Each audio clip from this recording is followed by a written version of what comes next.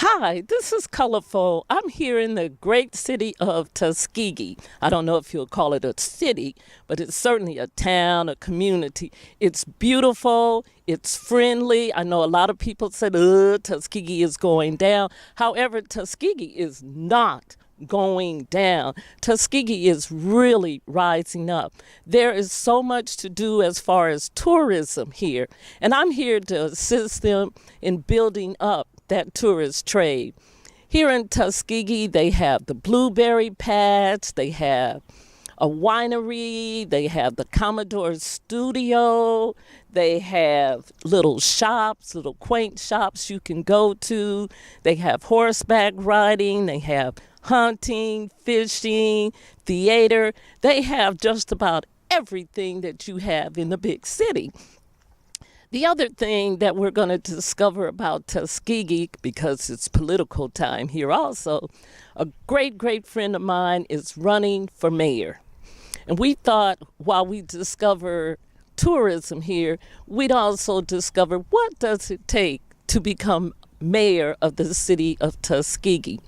Now, this gentleman I'm about to introduce is a gentleman, his family came here to Tuskegee, I don't know how many years ago, but anyway, through that, they built a school. They had a community college here. And so he's moved through a number of things, segregation, just all kind of things in Tuskegee. And he's running for mayor. And I want to introduce you to a friend of mine, Mr. Lawrence Tony Haygood, who I see walking by on the way to Tuskegee-Macon County Community Development Corp., where he is associated, work with, and all of that. How you doing, Hello, Tony? Kalaful. How you doing today? Fine. Good Oh, to see that's a you. cheap hug. But anyway, because Tuskegee really, they're very friendly in here. We can do better than There, that. there we go. There we go. There we go. So how does it feel to be running for mayor in Tuskegee?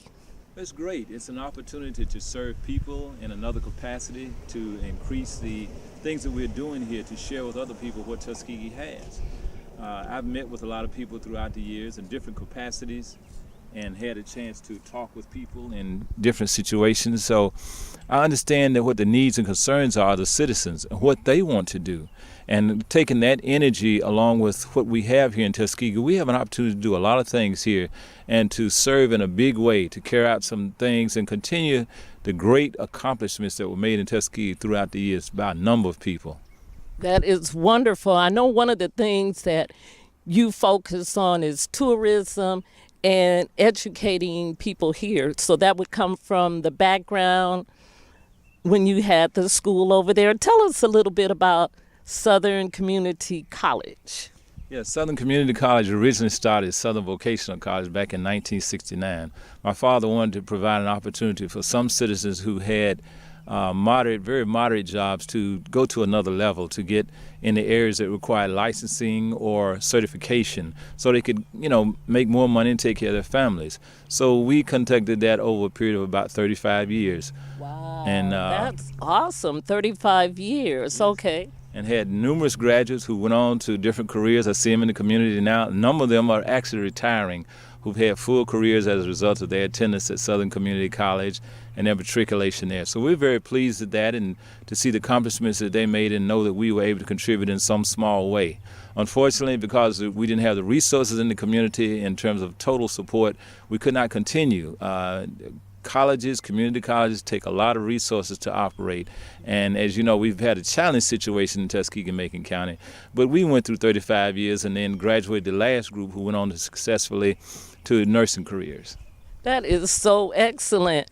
Now share with us also the entrepreneurial side of you and Southern Community College, because I know a lot of people have gone on and started their businesses, and then when you came over here, you were able to enhance that more? Yeah, we have always realized that you want to try to encourage people to take advantage of the opportunities they have and the skills that they have to personally develop businesses and provide jobs for people. So we work with a number of entrepreneurs throughout the years to help them understand what is necessary to go into business, to encourage them and kind of give them support from in the background. Old School Seafood is downtown. Then you have the Blueberry Patch with Josie Bartimosi, who started, and we had some small input in that. And Swifty Lube, as they transition from the father to the sons, trying to give them a hand in what it takes to continue a business and to strengthen that business as you go along. We normally have entrepreneur classes here at the Tuskegee-Macon County Community Development Corporation on Saturdays. We just finished a series of 5 classes where we had Regions Bank come in for 2 Saturdays.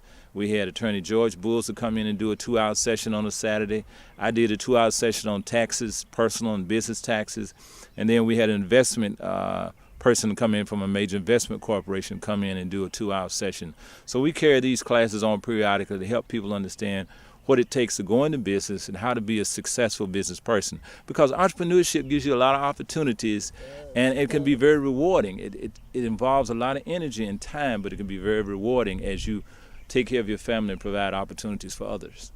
In your position as an educator and as a community person, how do you see the two coming together and being a more, say, effective mayor for this city? Well, I mean, the key thing is working in education. You get to understand people and their needs, and you recognize their potentials. Because as an educator, you're there to provide information that's been provided to you, and you transfer it on to other people for them to use to strengthen their lives or where they are, their careers. Then in the community, in the work that we've done, you're interacting with people in their different situations, whether it's in their homes or their businesses or trying to prove what they do or helping them with their taxes. You understand their personal situations. And so as a mayor, then you would be operating from the standpoint of understanding what a business person needs, what the community person needs, what are the challenges, how to get to the next level, because you always want to improve the quality of lives of persons. See, sometimes business people who run for office don't understand government can't operate as a business totally. You want a government to be strong, you want it to be productive, and you want it to be sound financially, but you have to do some things to help people get to the place where they want to be to make a stronger community. Because it's about the quality of life. No matter what you do in terms of government, you want to improve the quality of life of the citizens who live in that community so they feel good about the community, so they're productive, and the community is therefore productive.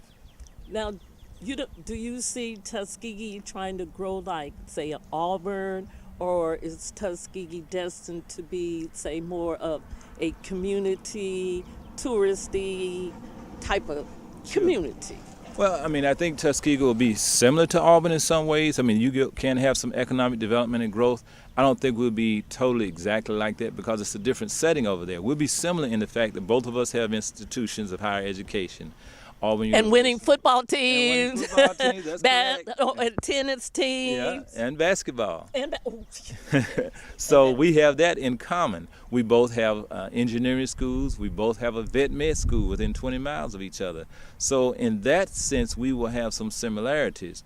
But in another sense, Tuskegee will probably be more like a Pike Road. It'll be a smaller community that develops, takes advantage of tourism, welcoming people here, and take advantage of the assets we have. We have historical assets that other communities don't have, and we've got to take advantage of our key things and our assets that make us unique. And that way, we're a unique African-American community that needs to take advantage of that history and really make use of it to build this community and to share it with the world. We have a lot here. People have accomplished a lot from leaving from Tuskegee, people who came through Tuskegee or lived here.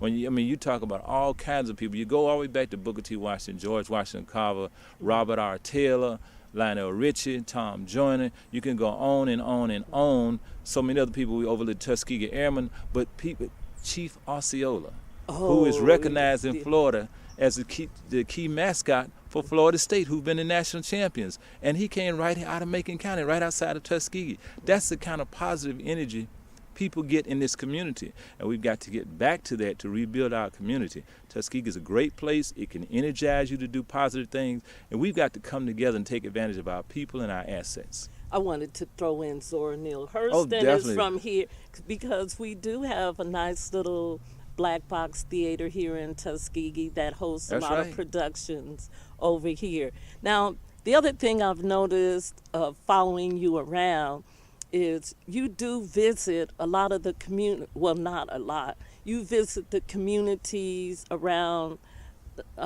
Tuskegee and Macon County to find out, is that from the councilman at large position? Because I know that you're collecting a lot of information about the needs of the people and how they feel you, the city council, CDC can make things better.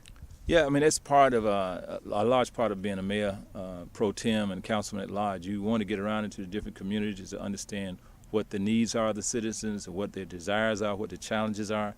Also, it's just what I naturally do. My father was one, he didn't pass too many people that he didn't wave at. We didn't understand that at times. People look at him sometimes and they got used to it and they wave back at him. But it's a way of communicating with people and passing positive energy. Then you get to understand people and recognize them and know them, and then they share what their issues and concerns and challenges are. So that's part of what I do as Mayor Pro Tem. I've been to the Marable subdivision community and watched them grow from a neighborhood watch organization to a neighborhood organization that's doing a lot of things, that's pooling their resources together, that's doing a community garden, that's looking forward to help and improve the park over there in their neighborhood.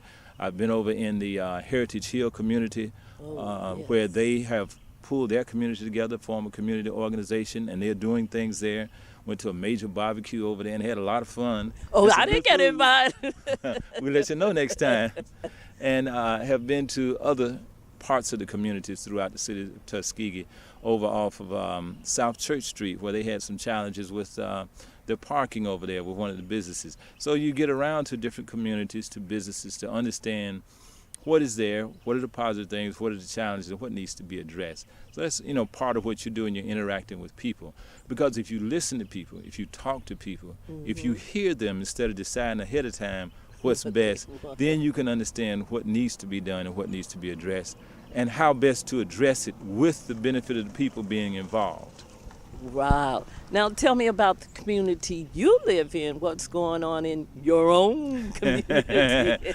Well, in our communities, you know, out in the Green Fork area, we've been working to try to rebuild our community organization. We had a strong one at one time. We were number one, but I must say Marable subdivision has passed us. I have to give them their props. All right, yay! But we're coming back, and we've pulled together a number of people out there, Maddie and Miss Good and others who have, and Miss Leslie Trimble, who are doing things to keep the community clean, working to rebuild Green Fork.